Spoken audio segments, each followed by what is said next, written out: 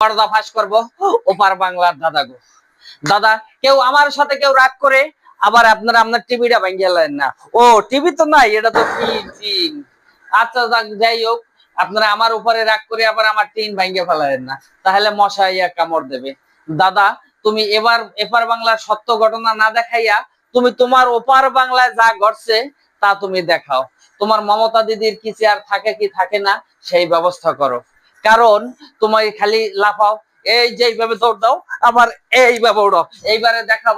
এইবারে দেখাবো নিউজ বাংলায় সম্পূর্ণ বাংলাদেশে কি ঘটছে সংখ্যালঘুদের উপরে। দাদা তুমি এই চিন্তা না করিয়া তুমি ইলিশ মাছের লইগে লাইন ধরছো, তাতে কোনো সমস্যা নাই।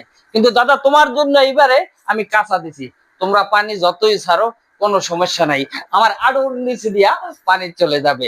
দাদা ভালো থাকবা। দাদা পরবর্তী ভিডিওতে তোমাকে আবার স্বাগতম জানাবো।